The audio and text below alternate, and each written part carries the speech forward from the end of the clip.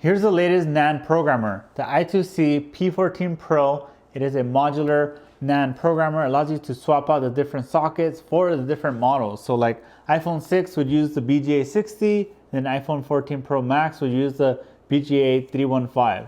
And this one specifically has a 2 in the middle, so let's go over those as well as some of the features of this device like purple mode, Wi-Fi unbind. You can also query for the original serial number, Wi-Fi and Bluetooth. So if you have a device where you lost the original NAND is dead, and you do not have this information, you can use this tool to recover that data for free. You don't have to pay for a GSX report. So let's go ahead and open this up, see if it's any good, see what's inside, and if you should buy it.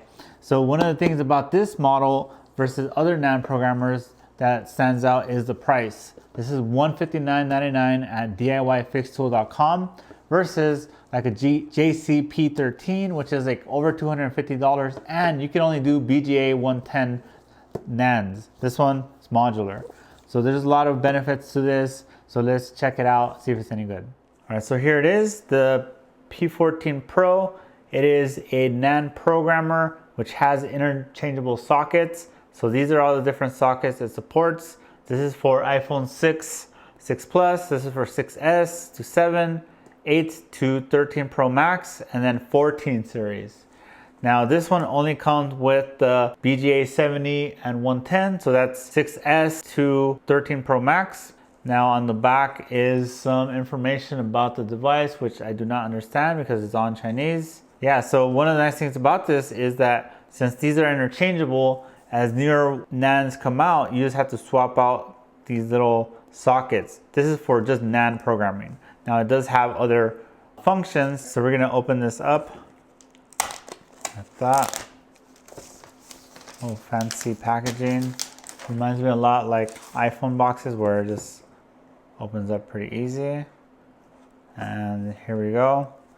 So inside is a warranty card. Here's the main programmer. Here's, looks like some cables. So this is the cable you use for plugging into the phone. So you're doing any kind of purple mode programming. And this is just a regular USB-A to USB-C cable. So this is how you plug into the PC. Now this is only Windows tool. It does not work for Mac, as far as I know. Usually any of these tools from China are like this. They only make the software for Windows. So this is what it looks like. There's a plastic film down here as well. It's like a metal type of material. And then there's like a little screen down here. All right, and then here's the sockets. So as you can see, there's like plugs here. And you open it up and that's where you fit the NAND. Here's the orientation dots. This is the other one. Exact same thing. So up here, it's kind of hard to see. I wish this was more prominent. BGA 70, BGA 110. You would, I guess, plug this in like that. And now it looks like a standard NAND programmer. You pop in a NAND there. And then to pop this off, there should be a better way, but I just gently pull this off and you can pop in the other one. There you go. So up here is a USB-C port. So this goes to your PC and this goes to any phone you're plugging in through the programmer. So let's go set this up on the computer and see how it works. So if you're looking to buy it, you can get it at DIYFixTool.com. And right now you can only buy it with the BGA 70 and BGA 110 sockets. I believe the other ones are coming soon. And it's $159.99, not including shipping. So for shipping costs, if you scroll down a little bit, you can get an estimate. So for me in my area, it'd be $12.99 if you want to, slow shipping, or faster like DHL or FedEx would be $36.99. So overall, it's not that bad. It's actually pretty cheap compared to other programmers. Just in general, usually programmers, you're at least starting at $200, $300. And I've bought it a lot, so I kind of know the pain of purchasing these expensive programmers.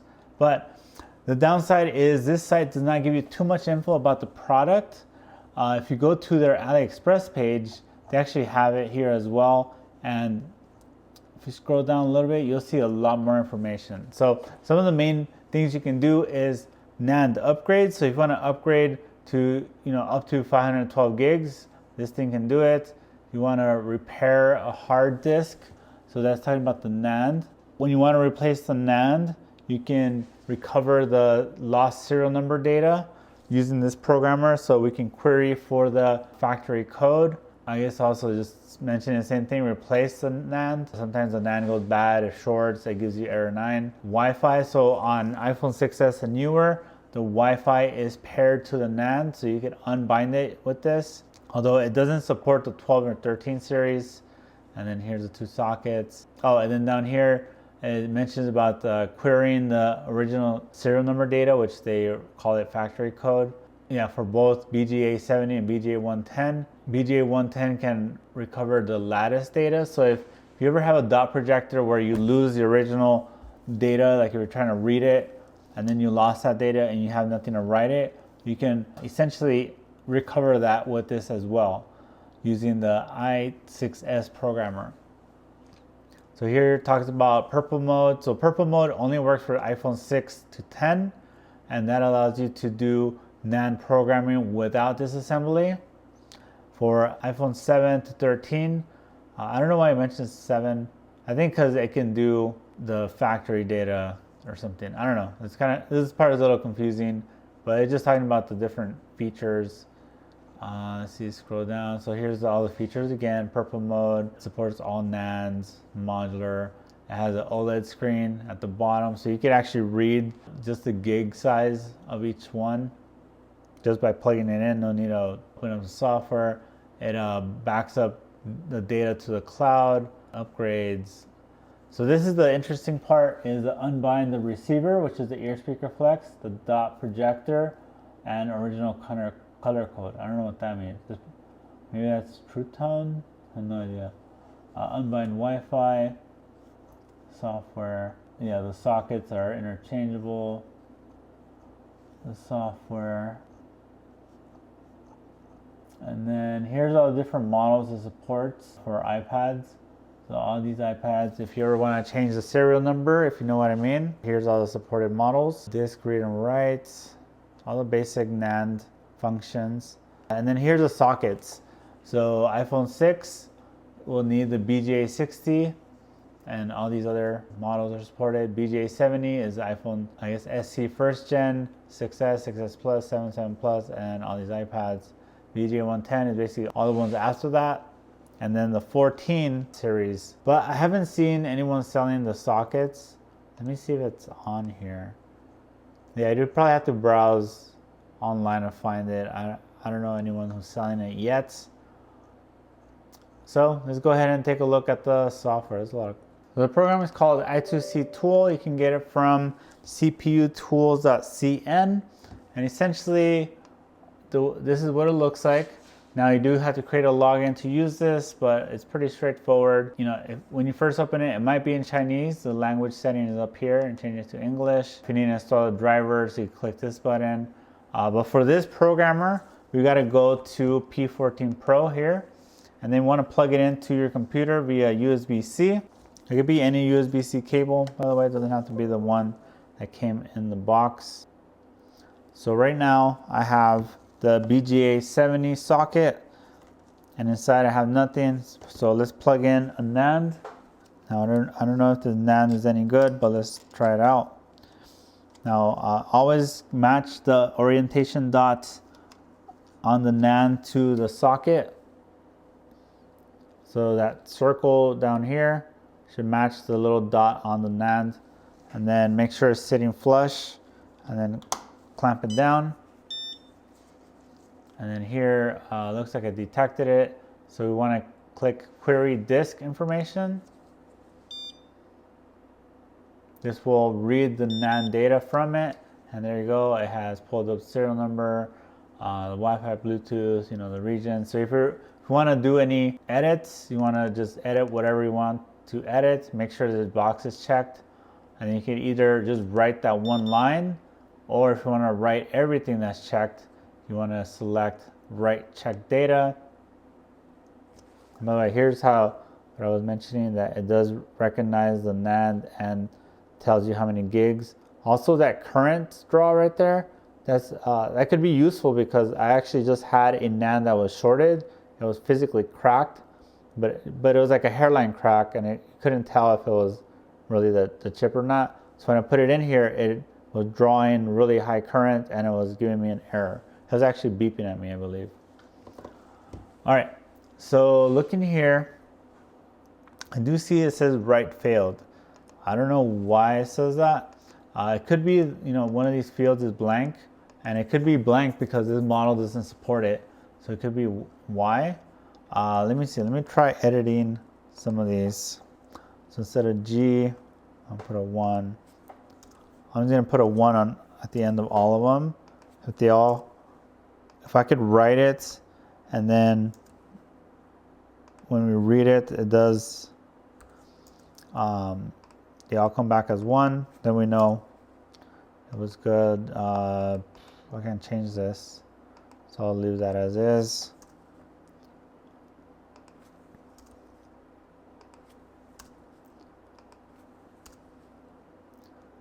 Let's change this to Canada. All right, write check data. Essentially, we're just going to confirm that it can write all this data. All right, right now it says write failed, operation end, but let's query. I do wish it would beep when it was finished reading. Oh yeah, look at that. It didn't. So that's kind of weird. I don't know why it wouldn't. Let me see. Maybe it says write success now. Maybe something's up. Write failed. Maybe whatever I put previously did not write failed.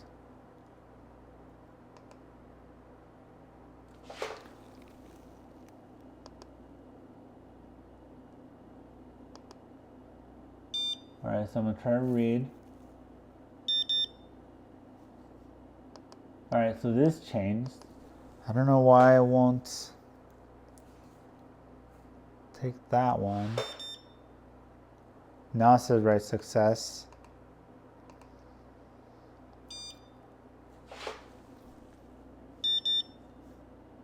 All right, so it's being real finicky. That's really weird. I haven't seen that before. Maybe I'm missing something. Write failed. All right, let me read.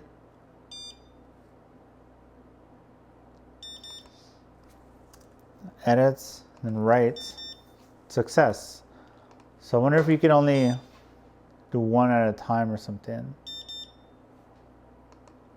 It's really weird.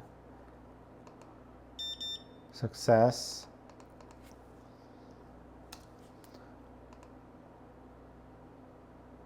Right, failed. That's not a good look, i2C. Maybe that's where the whole you get what you pay for thing comes in. So that wrote. So it looks like you gotta read and then edit and then write. Read and then edit and then write. So it's really weird. It's a really bad design. Well, that's how mine's working. Maybe I have a defective product, but just showing you guys exactly what's happening when I try it. At least we did get it to read and write somehow. I guess that the workaround I did. All right, let's see some of these other buttons. Backup bottom data. I think that's talking about the sysconfig. All right, let's save it. So the software talked about cloud backup. Now I don't know how that would apply here. I think I would need to plug in the phone, because like when I use this programmer, it does You know, when you have the phone plugged in or the device plugged in, it will know the serial number of that device and kind of match them up. So I don't know. So I was able to back it up as a file at least. Write. So this is to write that file I just saved. This is kind of like the base layer, I guess, or just like the complete file. Clear all bottom layer. I don't know if I want to click that. Previously when I was testing this, I did do a format of a NAND. When I click format, I checked all these, and when I tried to then write a new bottom layer or sysconfig, it basically said the NAND had no partitions and you needed to install it in a device, restore it for it to be, so you could program it. So I'm not gonna do that here because I don't wanna deal with that, but maybe this will do the same as well, so I'm not gonna mess with that.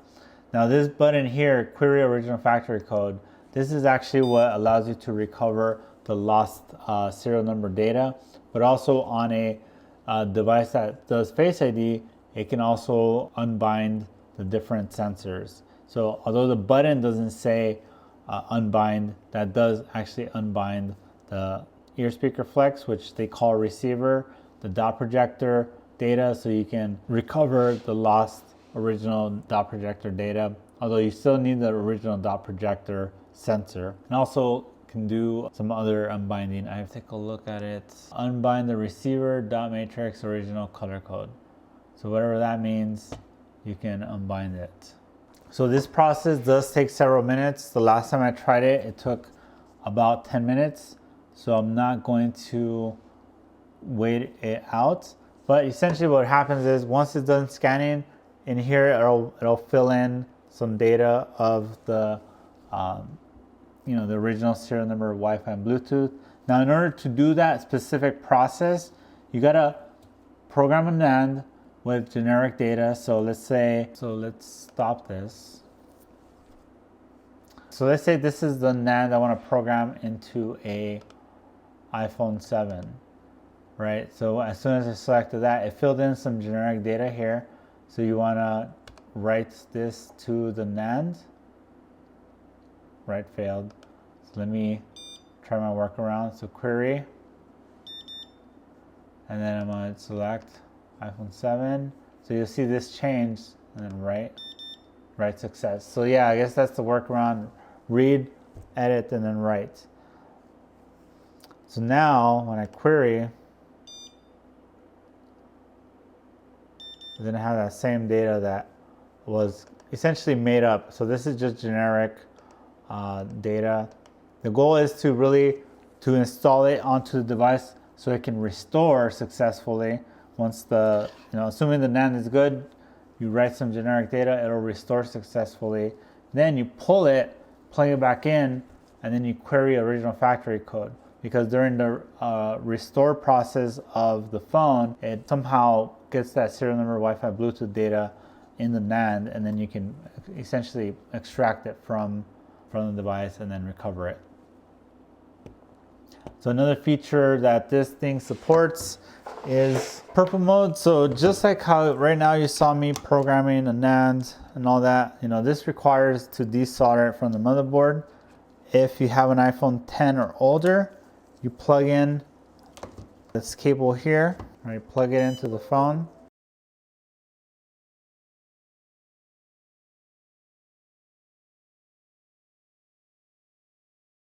So for iPhone 7, you press and hold power and volume down for 10 seconds.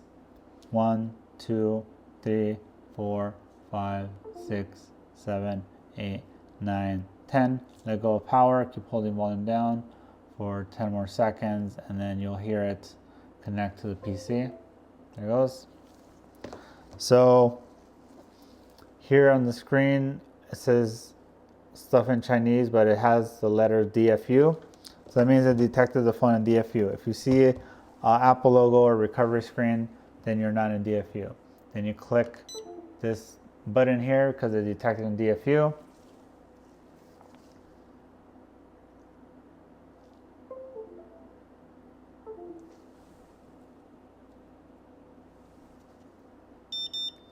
There you go, the phone is in DFU mode. And then here, we can literally see the exact same thing. So I can query the NAND. I could edit the NAND if I wanted to. Let's see, what else can we do? It's all the same buttons. We could query the original data. Let's see.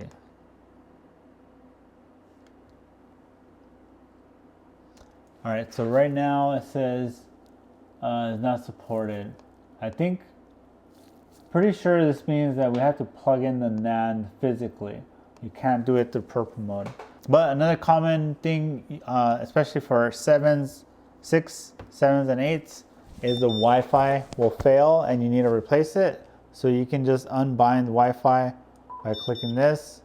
Wi-Fi, well, I've already unbinded it before. So Wi-Fi is now unlocked.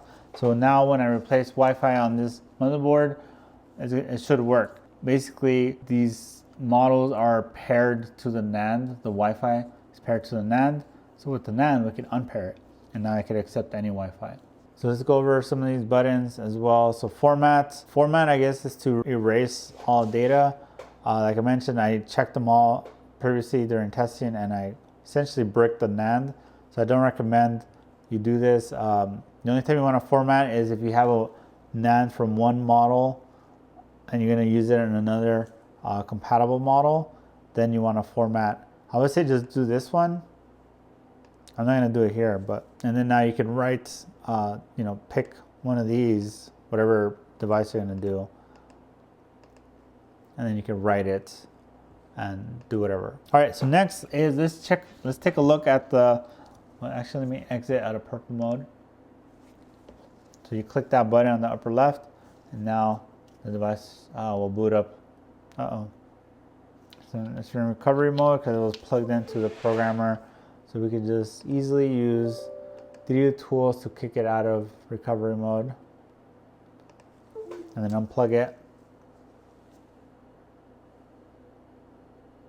And we're back. All right, so we've looked at the BGA70 socket. There's nothing in there. So let's pop this out. Let's pop in the other one. So it's the exact same thing, except this one is a different NAND type. So here I have a BGA110 NAND. I don't know what device this is from, but I'm just making sure the dot matches the dot on the NAND. Now it's sitting flush, and then plug it in. Oops, we don't need 3D tools anymore. All right, there you go. I detected it here. So here, let's unplug it.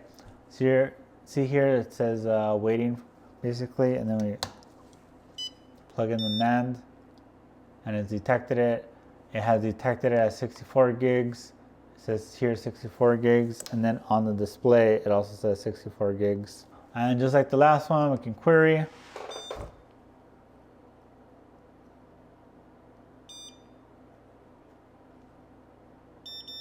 There you go, it recovered, or it read the data. So this came from a 1865, which is an iPhone 10, I believe. You know what? Yeah, right here you can see it selected that for me. And this is 64 gig.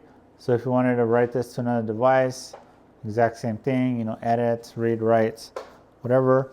Now let's try the query.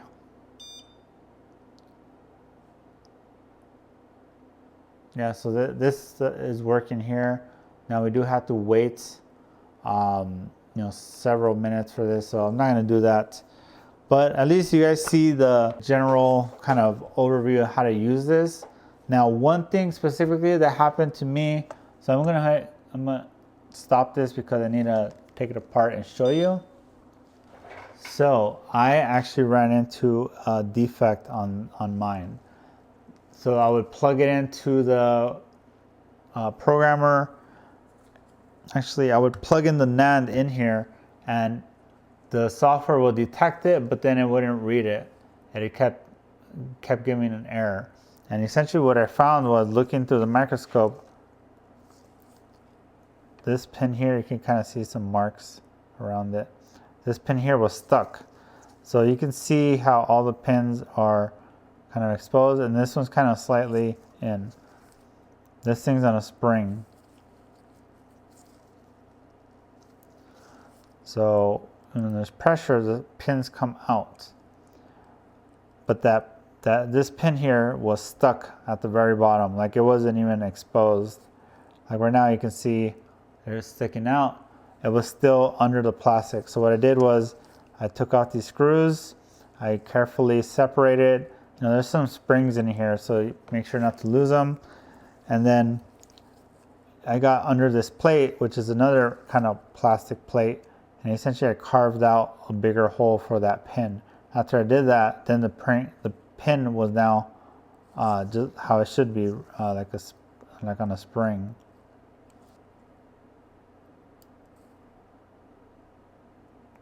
See how it bounces up and down? The one that was stuck was just stuck all the way down because the plastic around it was keeping it stuck. If you do run into issues where it doesn't read any NAND, then check the pins themselves, and that's how you would fix it. So is this the NAND programmer you plan on getting? It is $159.99, a DIY fix tool. It's over $100 less than the other programmers like the P14. It's modular, it can do purple mode, it can unbind Face ID sensors, unbind Wi-Fi. So I think it's pretty good for the price and everything, although you did see the software is a little buggy, or I don't know if it's the tool itself. And I had that socket issue, which luckily I was able to resolve. I didn't have to ship it back to China or get a new one sent to me. Also don't know about the other sockets. This kit comes with just 2 when the box mentions 4. So I have to do some digging to see where to get those other ones. I'm sure they'll be listed as soon as they're available. But let me know down below your thoughts on this, and appreciate all you guys who stuck around here till the end. I'll link to everything down below, including where to buy it, where to download the software. If you want to support me directly, I have my locals community. If you want to buy some merch like this sweater, it's all down below in the video description. So appreciate all you guys. I'll see you guys in the next one.